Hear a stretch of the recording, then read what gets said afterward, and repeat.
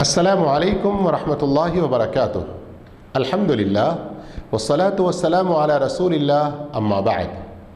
ख़वातीन के मसाइल, चौथा सबक इस्तिहादा और निफास के मसाइल।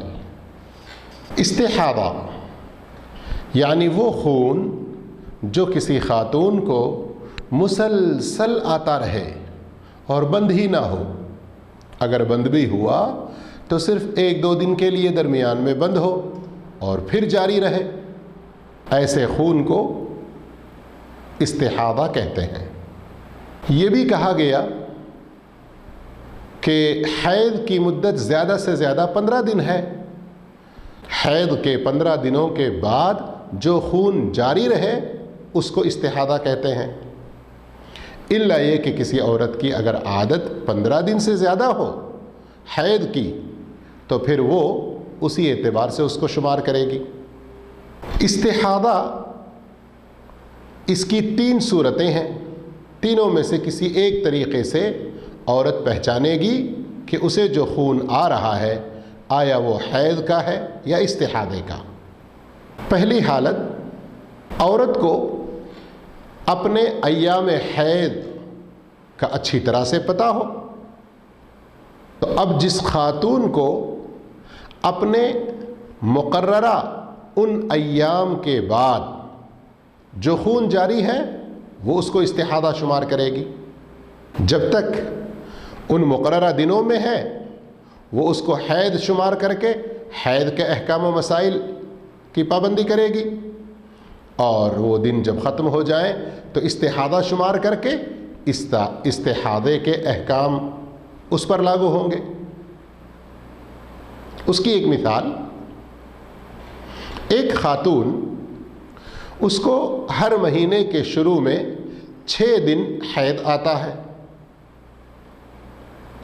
तो अब किसी दफ़ा ऐसा हुआ कि 6 दिन के बाद भी उसे खून जारी है, तो ऐसी सूरत में वो अपनी पुरानी आदत के मुताबिक 6 दिन हैद के दिन शुमार करेगी और बाकी 7वें दिन से वो इस्तिहादे वाले दिन शुरू करेगी।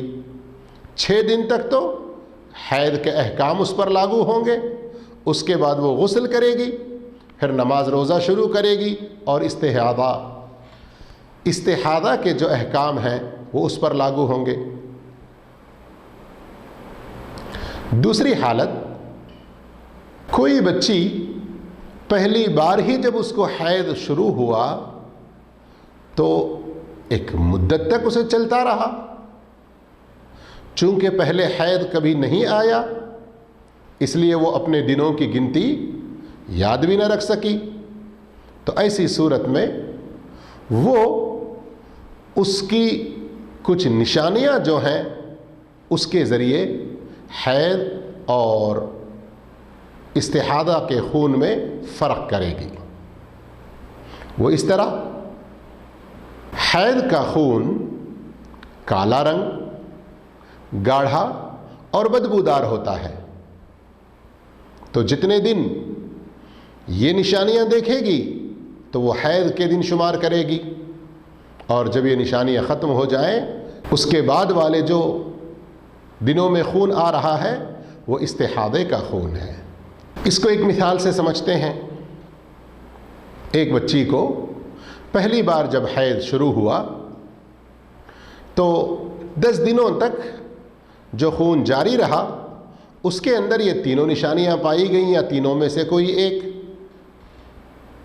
काला रंग, गाढ़ापन, बदबूदार।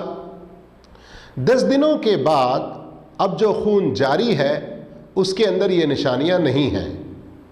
तो ऐसी सूरत में वो पहले 10 दिन हैद वाले दिन शुमार करके नमाज रोज़े से रुकी रहेगी और उस पर हैद के अहकाम लागू होंगे, और उसके बाद गुस्ल करना उस पर वाजिब होगा।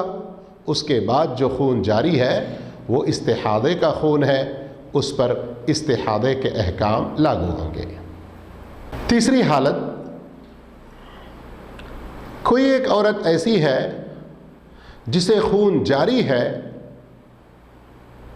اس کو اپنے ایام حید کا پتہ نہیں ہے اور نہ ہی وہ تمیز کر پاتی ہے، فرق کر پاتی ہے۔ یہ بھی ہو سکتا ہے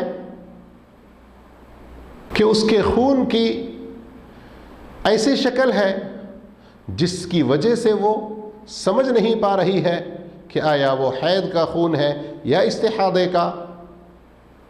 تو ایسی صورت میں وہ خاتون اپنے خاندان کی سب سے قریب ترین خواتین کے جو ایام ہیں ان کے اعتبار سے وہ ابتدائی کچھ ایام کو حید کے شمار کرے گی، حید کے احکام اس وقت اس پر لاگو ہوں گے، پھر غسل کرے گی، اس کے بعد استحاضے والے احکام اس پر لاگو ہوں گے۔ استحاضے کے احکام: جس خاتون کو استحاضہ کا خون آ رہا ہے اس خاتون کو مستحاضہ کہا جاتا ہے۔ تو ایک عام عورت جو پاکی کی حالت میں ہے اور ایک یہ عورت جسے استحاضہ ہے، ان دونوں کے درمیان سوائے دونوں چھوٹے سے فرق کے اور کوئی فرق نہیں ہے۔ کیا ہے وہ دو چھوٹے سے فرق؟ پہلا فرق، مستحاضہ خاتون ہر نماز کے لیے تازہ وضو کرنا اس پر فرض ہے، اور دوسرا فرق، ہر نماز کے لیے تازہ وضو کرنے سے پہلے وہ خون اور اس کے دھبوں کو دھو دے گی اور مضبوط کوئی لنگوٹ کس لے گی تاکہ خون نماز کے دوران کہیں پھیلنے نہ پائے۔ اب آئیے ہم نفاس کے بارے میں جانتے ہیں۔ نفاس وہ خون ہے جو ولادت کی وجہ سے رحم مادر سے نکلتا ہے۔ ولادت کی جو تکلیف ہوتی ہے جسے عام طور پر اردو میں درد ذہ کہتے ہیں، درد ذہ کے ساتھ ولادت سے ایک دو دن پہلے یا ولادت کے ساتھ ہی میں یا ولادت کے بعد ایک آدھ دن کے جو خون جاری ہوتا ہے اس کو نفاس کہتے ہیں۔ یاد رہے، اگر کسی خاتون کو ایک دن، دو دن، تین دن پہلے خون جاری ہو لیکن درد ذہ نہ ہو تو پھر اسے نفاس کا خون نہیں شمار کیا جائے گا۔ نفاس کا خون زیادہ سے زیادہ 40 دن تک کسی کو آتا ہے، ہر ایک کو نہیں۔ کئی ساری عورتیں 40 سے پہلے ہی، کوئی 15-20 دن کے اندر میں، کوئی ہفتہ 10 دن کے اندر میں، کوئی 20-25-30 دن کے اندر میں پاک ہو جاتی ہیں، ان کا خون رک جاتا ہے۔ تو ایسی صورت میں جب بھی ان کا خون رک گیا اور وہ پاک ہو گئیں، ان پر غسل کرنا واجب ہے اور پھر نماز روزے ان پر اسی طرح سے فرض ہوں گے۔ غلط فہمی سے، دین کی معلومات صحیح نہ ہونے کی وجہ سے بہت ساری خواتین یہ سمجھتی ہیں کہ نفاس کے دن 40 دن ہیں، اگرچہ کہ اس سے کئی دن پہلے ہی خون رک گیا ہو تو وہ 40 دن کے بعد ہی نماز روزہ شروع کرتے ہیں، جو کہ سراسر غلط ہے۔ اور بعض گھروں میں یہ بدعقیدگی ہے کہ 40 دن سے پہلے عورت پاک نہیں ہوتی، بلکہ وہ جس گھر میں ہوتی ہے وہ بھی ناپاک ہوتا ہے، بلکہ نحوست اور دوسری گندگیوں کا سبب سمجھا جاتا ہے۔ یہ سب کافرانہ اور جاہلانہ رسوم و رواج میں سے ہیں۔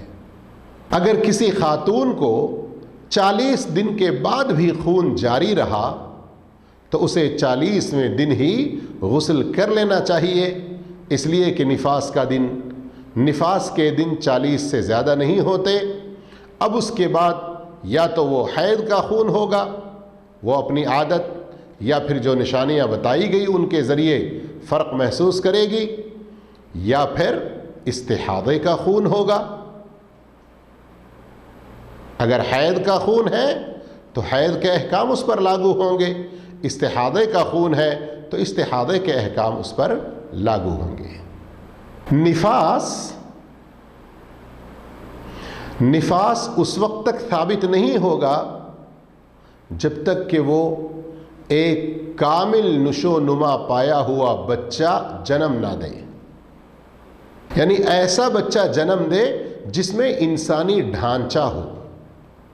اگر کسی نے حمل کے کچھ ہی دن کے بعد کوئی ایسی چیز جنم دی جو ایک کامل انسان کا ڈھانچہ نظر نہ آتا ہو، پھر وہ نفاس کا خون شمار نہیں ہوگا۔ کامل انسانی ڈھانچہ بننے کے لیے کم سے کم مدت 80 دن کی ہے، زیادہ سے زیادہ 90 اور اس کے بعد۔ اب اگر کوئی خاتون حمل ٹھہرنے کے 80 دن سے پہلے ہی وہ کسی چیز کو جنم دیتی ہے اور اس کی وجہ سے جو خون آتا ہے تو وہ ایک رگ سے نکلنے والا خون ہے، رحم مادر سے نکلنے والا نہیں، اور وہ نفاس شمار نہیں ہوگا۔ نفاس کے احکام، نفاس والی عورت کے وہی احکام ہیں جو حیض والی عورت کے احکام ہیں۔ حیض کے جتنے احکام و مسائل ہم نے سنے ہیں وہی احکام نفاس والی عورت پر بھی لاگو ہوتے ہیں۔ اگر یاد نہ ہو تو اس سے پہلے والا جو تیسرا سبق تھا خواتین کے مسائل میں، اس کو ضرور سن لیجئے گا۔ آئیے خواتین سے متعلق یہ چوتھا درس ختم کرنے سے پہلے، جو کہ خواتین کے مسائل میں آخری درس بھی ہے، چند اہم مسائل کے بارے میں جانتے ہیں۔ کیا کوئی خاتون حیض کو روکنے والی، حیض نہ آنے کے لیے کوئی دوا استعمال کر سکتی ہے؟ جی ہاں، 2 شرطوں کے ساتھ۔ پہلی شرط، اس دوا کے استعمال سے خاتون کو کوئی صحت کے اعتبار سے نقصان نہ ہوتا ہو، اچھے ماہر ڈاکٹروں کے مشورے سے ہی استعمال کرے۔ اگر کسی نقصان کا اندیشہ ہے تو پھر ان کا استعمال صحیح نہیں ہے۔ دوسری شرط، اپنے شوہر کی اجازت۔ کیا کوئی خاتون ایسی دوائیں استعمال کر سکتی ہے، کوئی ایسی چیز استعمال کر سکتی ہے جس سے کہ حیض آ جائے؟ تو ہاں، لیکن 2 شرطوں کے ساتھ۔ پہلی شرط، اپنے شوہر کی اجازت، بغیر اجازت کے ایسا نہیں کر سکتی۔ جبکہ دوسری شرط، یہ استعمال حیض کو چالو کرنے کے لیے اپنے کسی دینی فریضے سے فرار ہونے کے لیے ہیلا بہانہ نہ ہو، یعنی کوئی خاتون اس لیے ایسی چیز کا استعمال نہ کرے کہ روزے نہ رکھنا پڑے، نماز نہ پڑھنا پڑے۔ ایسی نیت اگر ہے تو پھر جائز نہیں ہے۔ کیا حمل کو روکنے کے لیے کوئی دوا، کسی چیز کا استعمال خاتون کر سکتی ہے؟ تو اس کی بھی 2 شرطیں ہیں۔ پہلی شرط، حمل کو مکمل طور پر روکنے کے لیے کہ اب بالکل بچے ہی نہ ہوں، فیملی پلاننگ، جس کے اندر باطل افکار کو اختیار کر کے اولاد ہونے سے ایسی مشکلات ویسی مشکلات، ان کی تعلیم، ان کی شادی اور وغیرہ، یہ بہت بڑا گناہ ہوگا، کبیرہ گناہ ہوگا۔ ایسی نیت سے تو بالکل جائز نہیں ہے۔ دوسری شرط، وقتی طور پر حمل کو روکنا، ٹیمپروری طور پر کچھ دنوں کے لیے، جسے عام طور پر خواتین گیپ لینا کہتے ہیں۔ ایک ولادت سے دوسری ولادت کے درمیان میں گیپ لینا۔ کوئی خاتون بہت جلد اسے حمل ٹھہرتا ہے جس کی وجہ سے اس کی صحت کے لیے خطرہ ہے، تو ایسی صورت میں وہ وقتی طور پر حمل کو روکنے کے لیے کوئی چیز استعمال کرے کہ بچہ 1.5-2 سال کا ہو جائے تو پھر اس کے بعد حمل ٹھہرے، ایسی نیت سے، تو علماء اس کی اجازت دیتے ہیں۔ علماء جو اس کی اجازت دیتے ہیں تو اس میں بھی 2 شرطیں ہیں۔ نمبر 1، شوہر کی اجازت سے ہو۔ نمبر 2، اس چیز کے استعمال سے عورت کے لیے عارضی طور پر یا مستقل طور پر کوئی نقصان بھی نہ ہو۔ اس طرح خواتین کے مسائل سے متعلق یہ 4 دروس مکمل ہو چکے ہیں، 4 اسباق پورے ہوئے۔ اللہ تعالی ہم تمام کو اپنی زندگی سے متعلق تمام احکام و مسائل قرآن و حدیث سے فہم سلف کے مطابق سمجھ کر عمل کرنے کی توفیق عطا فرمائے، آمین۔ وآخر دعوانا ان الحمد للہ رب العالمین، والسلام علیکم ورحمۃ اللہ وبرکاتہ۔